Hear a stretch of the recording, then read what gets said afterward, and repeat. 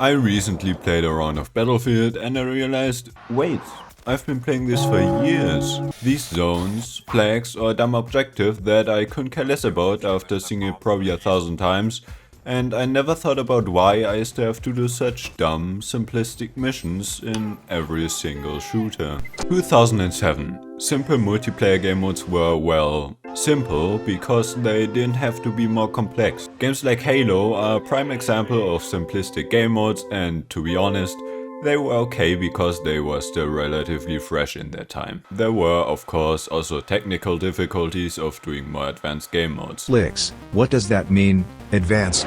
Complex? Instead of capturing some shed that has no tactical value, let us capture a military base in a mountain in multiple steps, specific to that particular map. Instead of capturing 4 zones, let us capture 1 zone in the beginning and do something completely different in the next 2 steps of the mission. We can even go 1 step further and make these points interact with the environment. Make parts of the team spawn in completely different areas with different objectives. Make maps more narrow and vertical with actual progression that goes beyond staying somewhere. Also, FPS games that feature abilities like, for example, Overwatch, do not need more complicated modes. My 3 last brain cells are completely occupied by what is going on with your team and the enemy. Games like Battlefield, however, are mostly point and shoot, nothing more, nothing less. Whilst in 2007, player focus was mostly balanced on getting kills and winning the round, that focus has completely shifted over the years to where most people I see focus completely on their kill count and not the objective, since it's simply become too simple and tiring to walk to a point, stand there for a couple seconds and walk to the next one. Game engines provide more and more ways of implementing exciting multiplayer missions, yet game developers don't implement them because they are used to shoving these same modes in their games for convenience.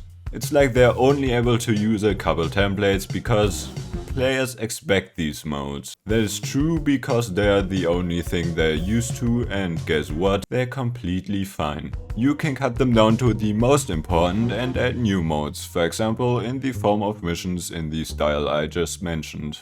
Currently, rewarding the players for winning a game does not exist, unless you buy battle passes. Let's be honest that you don't really care about your level or your free battle pass items. Let me grind to unlock new maps that, in order, tell me the story of the game, whether that is through the maps themselves, the soldiers you're playing, and or cutscenes before and after you've played your first game on that map.